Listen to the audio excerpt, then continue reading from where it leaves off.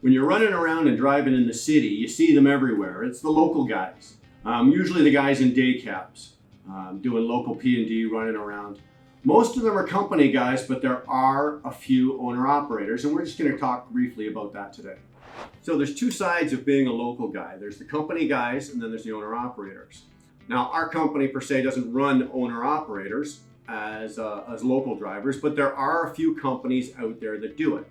And a local driver, you know what they are, but if you don't, basically it's guys like me who run the highway. We come into the terminals, we're usually either dropping a trailer or we're picking up a trailer.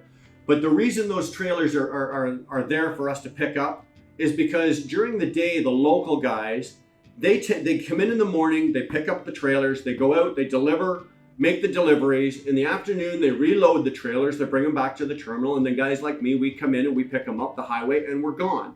And that's a local driver. They are basically doing LTL freight through the city, local deliveries. Most of them drive day cabs because they're in tighter positions. And like I said, they're running around, you're running around downtown Toronto or you're running around downtown Montreal. You do not want to be swinging a big truck around down there. We do when we have to, but we prefer not to. But local guys are mostly company based. There are a few companies that do run owner operators. And the way it's set up is a little different. Like I know that like company local guys are averaging anywhere from probably about 22 to 28 bucks an hour. Okay, and that's on payroll. They're a company driver, so they've got their benefits. They've got their dedicated truck that they're driving pretty much every day, and that's what they do, and they do their job. Now, an owner-operator is exactly what it is. He's an owner-operator. Chances are he's got a day cab, and actually, this is how I started. My first truck was a day cab. It was a Kenworth T800 day cab. I was a local driver. I was driving for a major carrier based out of Aberfoyle, and that's what I did. I did local LTL. Now, the way their pay structure is set up, it's a little differently. Obviously, because you're an owner-operator, you set yourself up the same way you would, say, for example, I am now as a highway guy. We're an incorporated business. You run it all the same way, except for the fact that you're paid by the hour. Now, I know that certain companies that do this, they're averaging anywhere between 34 and probably 38 bucks an hour. And for that, what you'll get is the company pays your plates, pays your stickers, pays your insurance, and they cap your fuel. So for example, I was just talking to Ronan about this. There's a company that I know because I work there. They pay 36 or 37 bucks an hour. They pay the plate, stickers, and insurance, and they cap the fuel at 75 cents a liter. Now, I don't know about you, but that's damn good. I'll take 75 cents a liter all day long. But that's how they structure that. Now, they don't get overtime and they don't get paid mileage. So in my videos, I talk a lot about financing and interest rates because 90% of the time, when I look at lease agreements, our hardworking truck drivers are getting taken advantage of. My heart drops when I see finance agreements and drivers being charged between 12 to 18% interest fees. I have created a link below. Whether you're a Canadian driver or an American driver, with a click of a button, you can make these finance companies compete for your business. It's a simple form that would literally take you 20 to 30 seconds, but you can save thousands of dollars. Once you hit submit, this form is going to go to 4 different lenders. Let them compete for your business. So the last thing I'm going to quickly talk about with the owner-operators on the local division is the pay comparison. Now, a highway guy gets paid by the mile. The local guy gets paid by the hour. So what can you expect to make as a local guy? We've done a bunch of videos, breaking down the pay comparisons for owner-operators on the highway. You can go back and look at those and see what we're at with that. And most of them are market-based. So it's a pretty broad, and it tells you pretty much everything. The local guys, like I said earlier, are making anywhere between 34, 37, 38 bucks an hour. Now, these guys are because they're owner operators and they're on contract, they're not subject to overtime. So they don't make anything for overtime. They don't make anything for mileage. Everything is by the hour. So as an owner operator on, say, a major carrier, I'm not going to name any names, but say a major carrier, an owner operator on a local fleet, we're doing local work as an owner operator, we're just going to say, let's just say, and I took the average, say it's 35 bucks an hour. 35 bucks an hour. Now, because you're not subject to overtime and the rules still apply, you can work up to a 70-hour week. Let's just say you've had a phenomenal week and you ran out 70 hours. You worked 70 hours. So on 36 bucks an hour, on a 70-hour week, you're gonna make about 2,500 bucks, 2520, something like that. Now, out of that, you don't have to pay your stickers, your plates, your insurance, or anything like that, but you do gotta pay your fuel.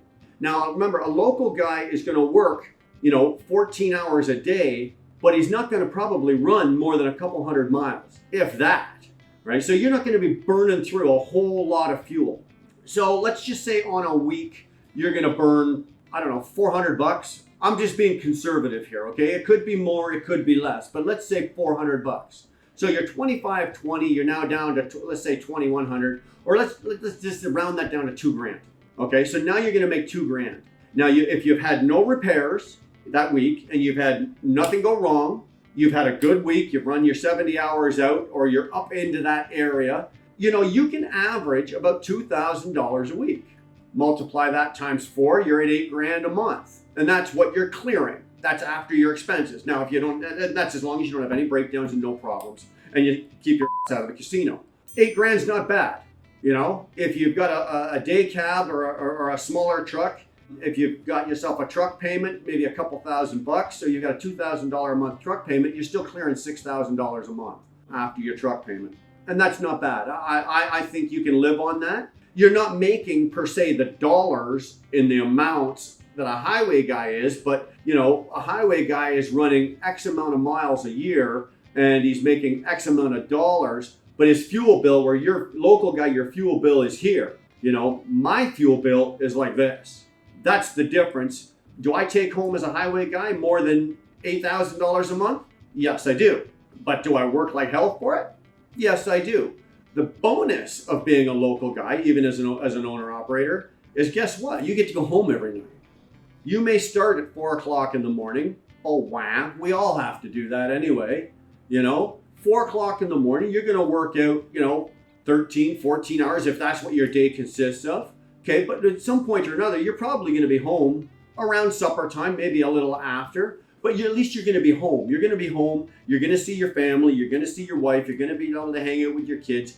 Guys like me, no. I'm gone for 2 weeks. I don't see anybody in my family for 2 weeks. So that kind of is like, that's why I make more money. You, if you're a local guy and you're making, $8,000 a month and you're home every single night, that's not a bad life. You got a wife with a second income, you're doing really well. I got no complaints. Highway guys, a lot of the guys at my age, a little bit older, funny enough, there's not as many anymore because they're all bailing out. I don't blame them. But guys like me, I'm not going to do it. When I retire, I'm retiring. But guys my age, they will work their way out. They will go off the highway into a day cab. They don't necessarily want to work 70 hours a week, but they'll find something local Monday to Friday, running around the city, start at 5 in the morning, they're done at 5 at night or 4 in the afternoon, go home, and just kind of wind their way out of their career and work their way out. And a lot of guys do that. Like I said, I'm not going to do that. I'm going to go out in a ball of flames with my hair on fire at 300 miles an hour in 18th gear, and that's just the way I'm going to go. Being an owner-operator running local is not a common thing, but if you can get that gig, and there's companies out there that do it, it may be worth it to you to check it out and give it a try. Like I said, there are some good perks to it. If there's anything that I've said here today that helps you out, great. If not, keep looking around. There's a lot of guys out there with some good information. Hit the subscribe button, give us a like, keep the rubber on the ground. Have a good one, boys. Do you think you have what it takes to be one of our YouTube hosts? Do you eat, sleep, and breathe trucking?